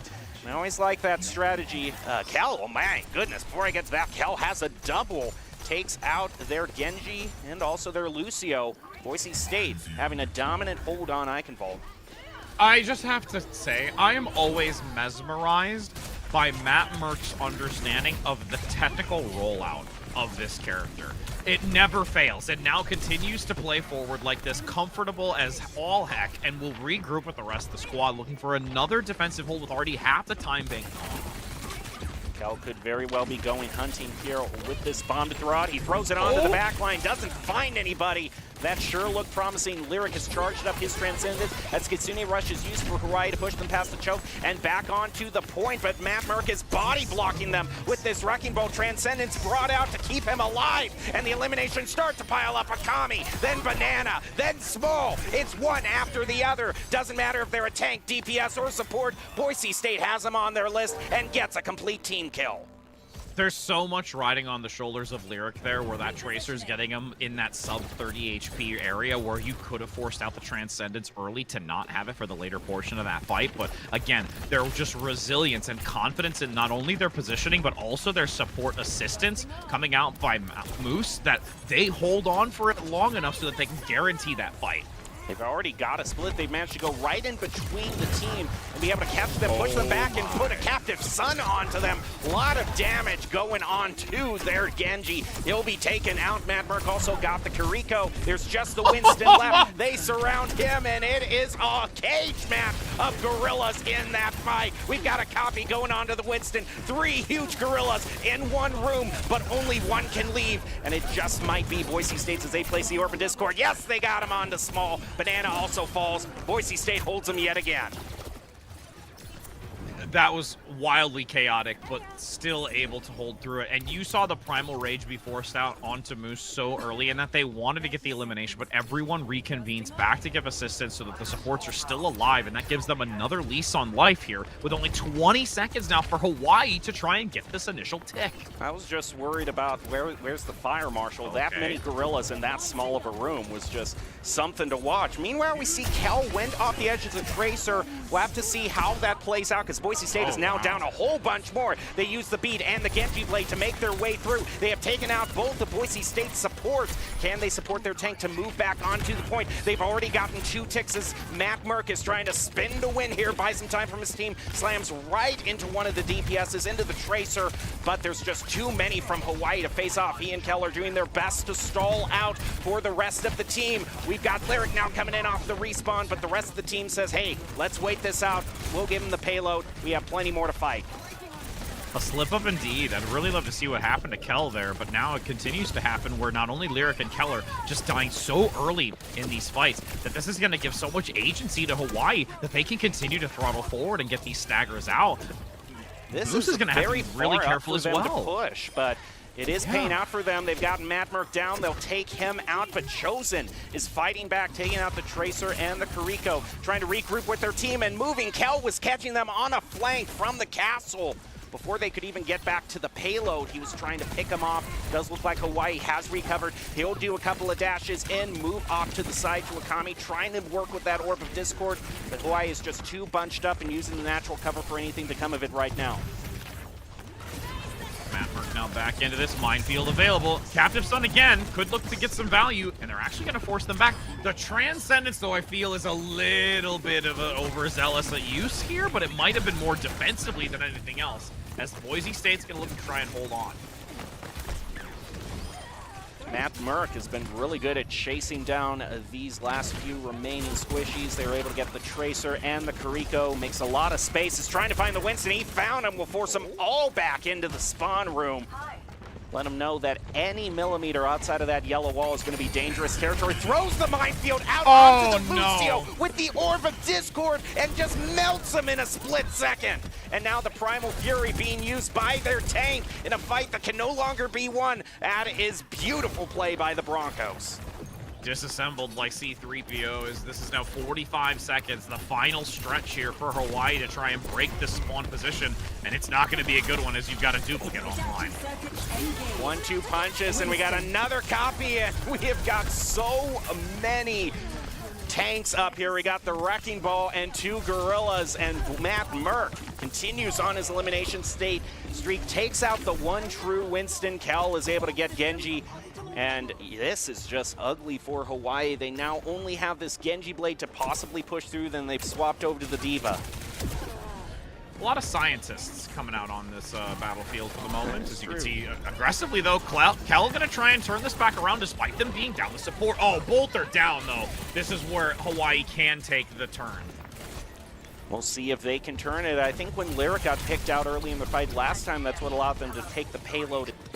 Also with Kel, sometimes Boise State makes mistakes. Hawaii can capitalize on them. They got 2 on the payload, but they also got their Genji here awkwardly caught back in their own spawn, and Boise State just surrounds him, gets an easy pick for that.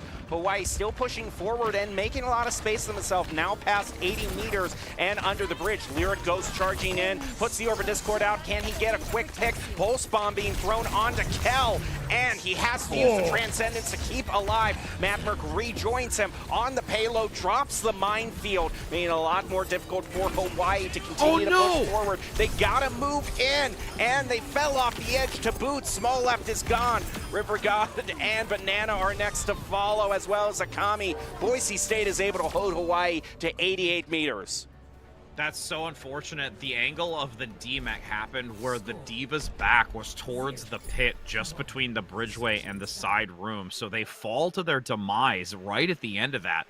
You'll actually maybe be able to see it in this replay clip where after this Transcendence ends, there it is. They're just on the edge, so they're kicked out of the mech off the edge. They don't even have the chance to try and re-mech afterwards in this engagement, so they've lost all value. And then again, with Lyric able to just have a longevity enough time with that Transcendence, it gives Matt Merck time to set up the minefield and really look for those necessary knockbacks to either hit them into the mines or get them into a very uncomfortable position. I think most that Boise State did beautifully is Hawaii just couldn't recontest as a full team. Constantly, Boise State put staggers onto them and then had a few people patrolling around the spawn just to get easy picks on those staggers. There was never a time where there was more than basically 3 people from Hawaii ready and able to fight near the payload. No, not at all. And now that we take the swamp asides, we're going to see if Hawaii is able to hold defensively against this. They were able to get, I would say, a decent distance for how well Boise State held on the initial point and were able to come back in that dire stretch. This is still a worthy push. Of course, you would have liked to reach that second checkpoint just so you have that little bit of extra necessary time and also distance to have to cover, but they need to dwindle 3 minutes at least off this initial clock to feel confident to compete against Boise State, as you can already see Matt Mark playing so far forward. We also got Chosen back onto the Echo, a deadly pick for him as he is very effective on it. But Small is going to be the first one to get a pick. He takes out Kel. Boise State now down their tank as well, and Chosen, as good as he is on the Echo, cannot face Akami, mowing him down with the help of the Lucio. Hawaii has a successful first hold against the Broncos. This is where I think Boise bit off a little bit more than they could chew. They've been playing very aggressively, and it's worked out well for them. But now when it came to Hawaii being able to land their shots and actually take the fight to them, it now leaves them to force a compositional swap here, a drastic one too. Moved over to the Roadhog and the Bastion. Matt Merck already landed one hook onto Akami. Got a stagger onto Hawaii. Kel trying to find a flank route through the hallways. Akami back, trying to get him from behind. He's now has attention split up and is eliminated by the Genji. And now Hawaii's tank has gone on to the point to fully contest with the Broncos and make space for Hawaii. Matt Merck's hook is blocked by the environment, and Boise State is retreating yet again. Akami eliminates Lyric. They're trying to get the Genji, but has to move back. He is having a really tough time finding targets with his hook, but they are starting to recontest. Move back, a miss again on the hook. I don't know if he can really get past the tank to all those targets he wants to land. Chosen gets in a Tracer face-off, wins it. Boise State has to face off a Kitsune rush that Hawaii has just spent. This is a very long, drawn-out engagement. Boise State was able to get a first tick on their first push. River God takes out Kel. And with that one pick again, I think Boise State might just have to retreat. Moose, though, trying to even it up. Brings out the Captive Sun, has him lined up, lands it onto the tank, has to throw out the shield. Chosen eliminates River, and it is very chaotic, very scrappy. One to Tron trading.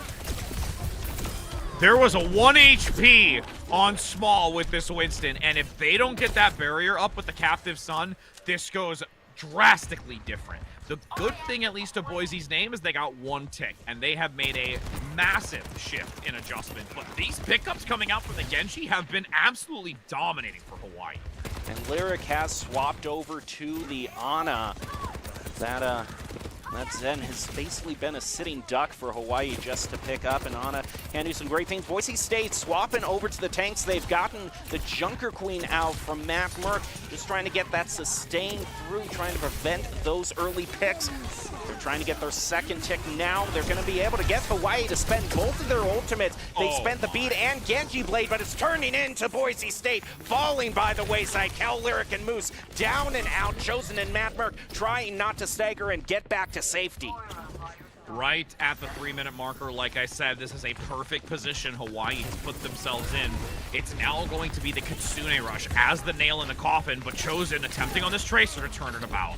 Matt Merck eliminated. The tank is gone. The Rampage, or the ante, was spent onto Guk. They were able to get him, as well as Banana. Boise State, with those two, have turned things around. Hawaii throws out the pulse bomb from the Tracer, is able to land it against Lyric, but they gotta fight on the point. The Winston now comes in. Another pulse bomb thrown out. Akami landing it.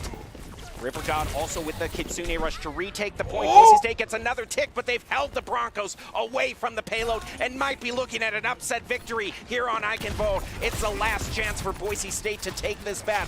Matt Merck waiting for whatever teammates to come in on the respawn. Moves in, but is far away from his Rampage. Hawaii far away from all of their ultimates, except for the Primal Fury, which is gonna come out from Small. They're moving up toward their second point. They cannot afford to get off the point. Oh! What a pick by Matt Merck right when the Primal Fury came online and also gets rid of the Genji. Boise State has a chance to take this payload yet. The Rampage comes online, instantly brings it out, but moves he's off off the the point. point. Oh, they almost C9 that one. But they managed to get back on the payload and claim the first point for themselves. That was wicked. To see Matt come in barely able to get the Rampage, and then they really thread the needle here to get off the point to land it for 2, and Chosen hops onto the point. That tactical visor as well comes in just in time for Kel to give them the extra influx of damage, as now they have 2 minutes to go, but they're not out of this yet with the way the Hawaii's playing, and gets another pickup on the support. The dive composition Hawaii has really been used and it's effective. We've seen Boise State stand up against the dive so far today, but Hawaii is now really giving a run for their money. No. Moose spending the coalescence, but Matt Merck is already down and out for the count thanks to Small. Luckily for the Broncos, they don't have to move too far forward. They have enough time to get to this sparking spot. Look at Moose moving right up into their faces, picks up one of their supports, picks up River. Is now out after the other Akami trying to get away, taken out by Matt Merck. Moose picks up one with the orb onto the Genji. Small, a melee back onto Boise State. Boise State has 4-3 right now. Hawaii brings out their Primal Rage. Moves back onto the point. Boise State hasn't gotten too much push quite yet, and that Primal is able to get the Winston back up to the bridge, but he just has a nade stuck right onto him. And now Hawaii doesn't have their tank as they're coming in from the respawn. River bites the dust, and that Genji is also short on time. Boise State now has just a little bit to go to claim the point. Hawaii led with chaos, but Boise State with a level head worked through and actually cause a complete Uno reverse here. They are able to turn it on its head and now have the advantage in the last home stretcher with 40 seconds. Hawaii's got to go in, and they've got 3 ultimates to their names. But if it's to win the fight outright, they'll gladly spend them. They've already spent one, and they're able to pick up Moose. Kitsune Rush as well, and the bombs have been landing today. That could be a huge wild card thrown in. But now they've got River do work themselves. They've got Matt Merck and Kel and are pushing Boise State back. There's 20 seconds left. Lyric trying to get away, almost has the speed, which could be extremely crucial for Boise State survivability. Matt Merck also getting close, and Kel with the Death Blossom. This last few seconds is going to be chaotic. The big thing is that they lost 2 ultimates in that previous fight. They only have the pulse bomb to work with. Sound barrier is going to give them the tempo to get back into this now. They move in, use the sound barrier first off, but it doesn't hit too many of the Broncos. But the Death Blossom is sure coming through, takes out Banana. Akami eliminated Small left, gets a pick onto Kel, but it's the only pick Hawaii has. Boise State just needs to take out this tank. They take out the Diva, a Meteor Strike for good measure. Moving on in, and Boise State claims Eichenwald by the skin of their teeth. Wow. Just every now and again, I just have this moment of awe where Boise State just looks so, like, outmatched for the moment, and then they pull it back together and they come out on top. There is some recognition, though, coming in on the opposing side for the way that they've played. You cannot say that this was a very complicated fight between the two, but Boise State still being able to outmatch Hawaii. And that, I feel, is going to be one of those moments where they really have to take a moment because they're rattled at the fact that they had such a dominant hold on Boise State, and just in the end, it slips through the cracks. Yeah, I was thinking, it was in my mind before the last 20 seconds. I was already kind of gearing up to reset it as a tied 1-1, but yes. Boise State came in, but that was until I saw the 90% charge on the Death Blossom, and then I'm like, You've got a beat and a Death Blossom. There's your recontest, and then there's your damage to clear them out.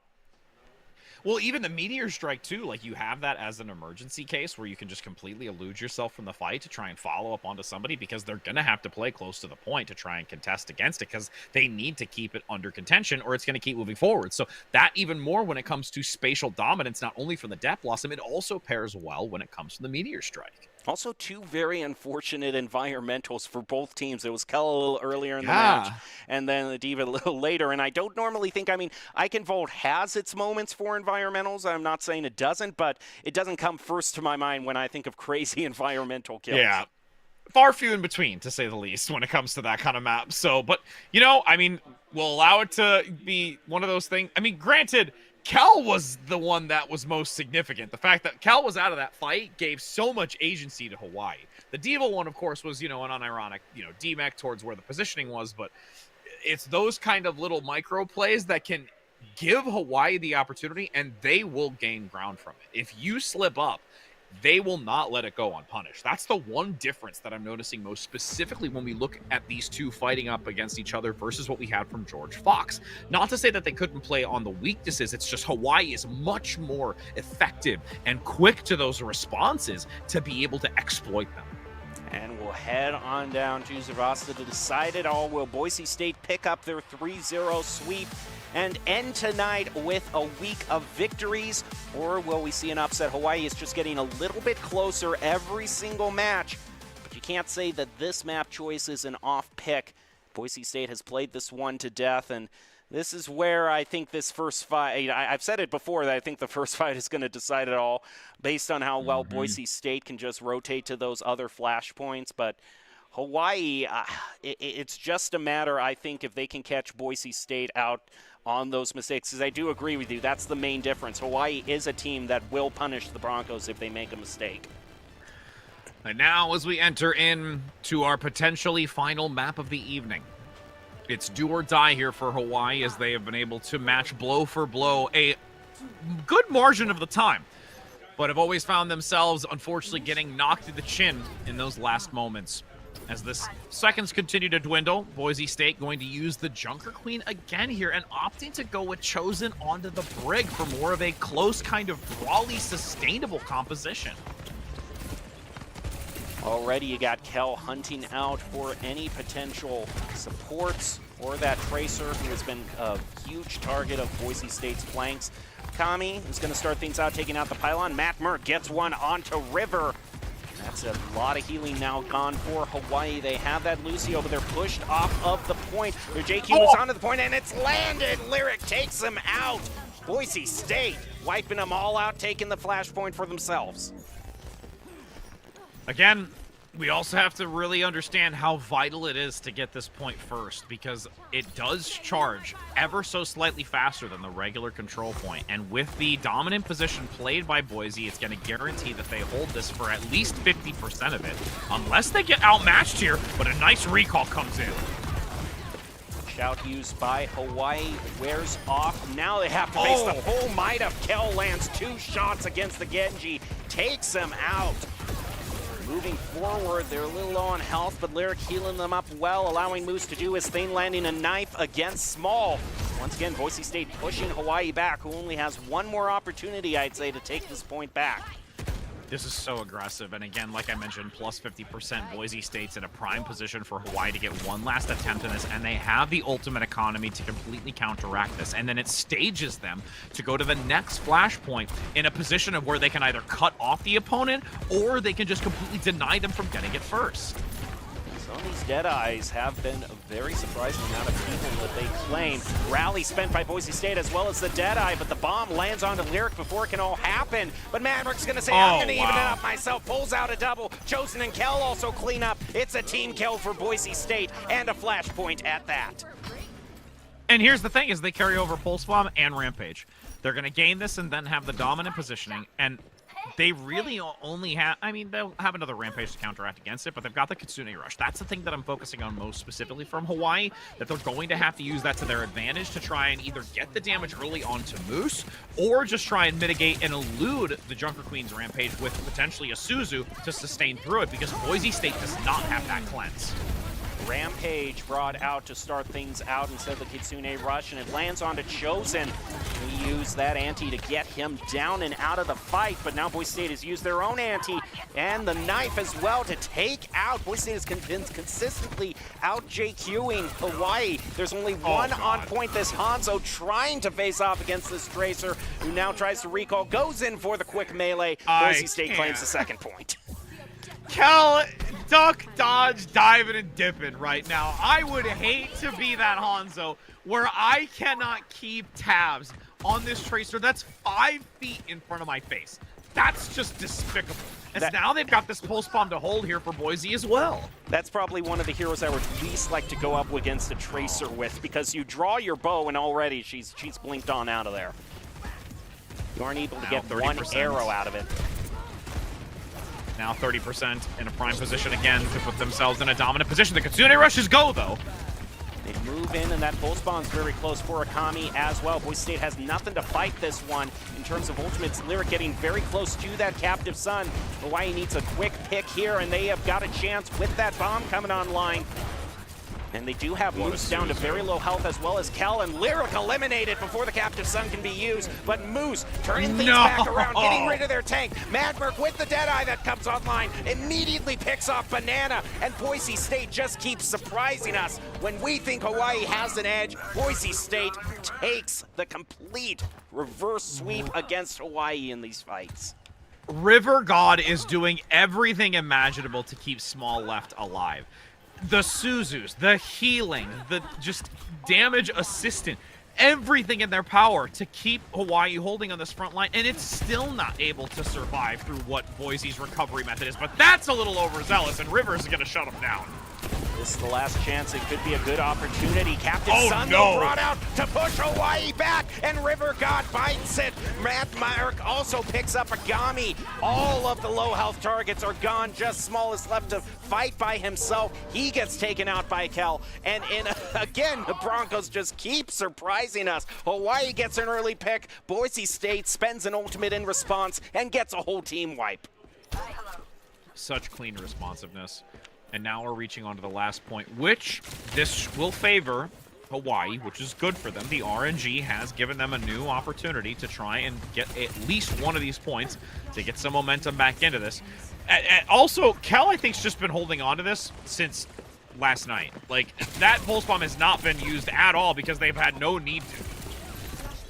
Flashpoint unlocks. Hawaii is already positioned on it, but we'll have a rampage to bring it back. The ante goes on to Guk. They'll have to spend the beat to try to keep themselves alive. Boise State also spends their beat. Bomb thrown out as well as Deadeye from Hawaii. They're spending everything to try to take back this point, but no, Broncos are falling. Instead, Agami, very low on health, might be the first. Madmerk charges up his Deadeye, ready to bring it out onto the point, putting a lot of damage onto Small. The rampage comes out, but they're able to get Guk, and Banana falls as well. Even though 3 got hit by the rampage, Boise State doesn't lose a single person and takes the point back from Hawaii. A complete team kill.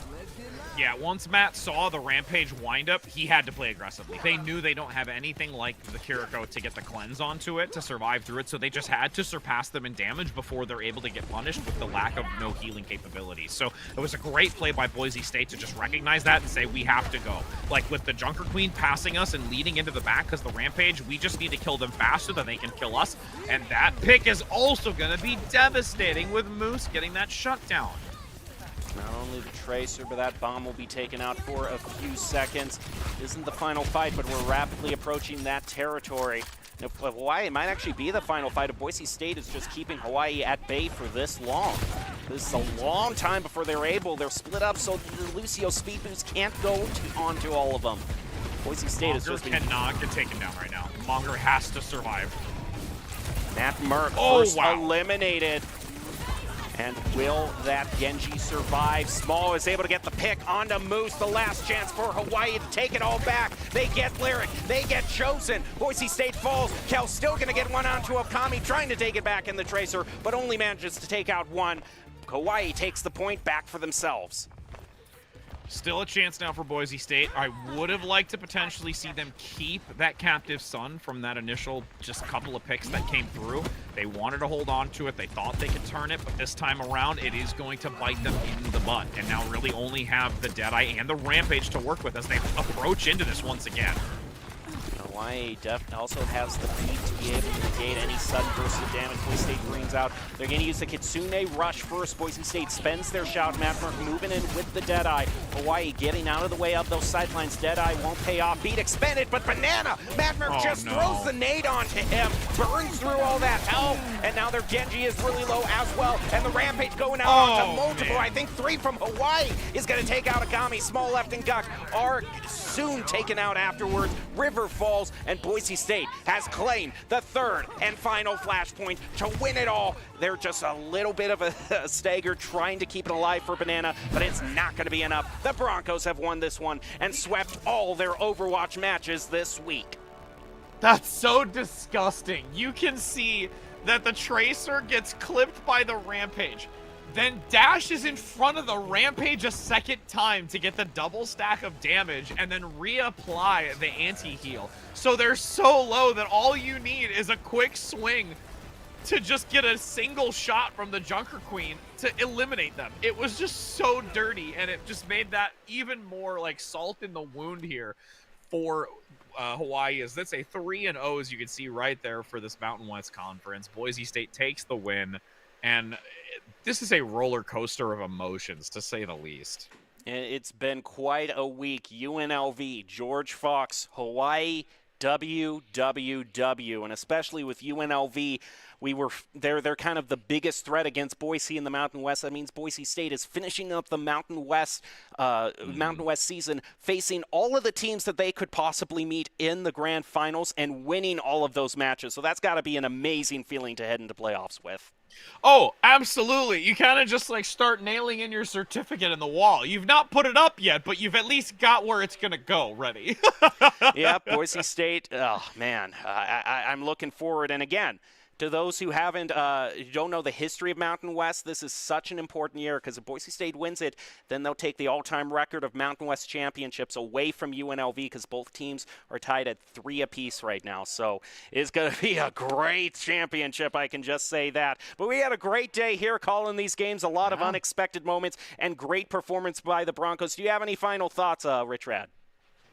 I mean, just keep playing like you're playing. Just make sure you don't get too cozy and you don't find yourself kicking your feet up too soon, because there will be teams that will take advantage if you allow yourself to get a little soft. We saw a little bit of that from Hawaii and UNLV, so we'll see if all that rod reviewing in the next few weeks might have an upset victory against the Broncos in the playoffs. But for now, the Broncos are victorious, and we will leave you with the top plays of the game, brought to you by the Idaho Army National Guard. Invites you to take your impressive critical thinking skills into real time. They have a multitude of jobs offering over a $20,000 bonus and your degree of choice paid for. So if you want to reach out to them on Instagram, you can find them at iGuard Idaho. That's going to do it for us, though. Jem and Rich Rad are signing off for tonight. We hope you have a good night. We'll see you tomorrow with Valorant. For now, have a good one.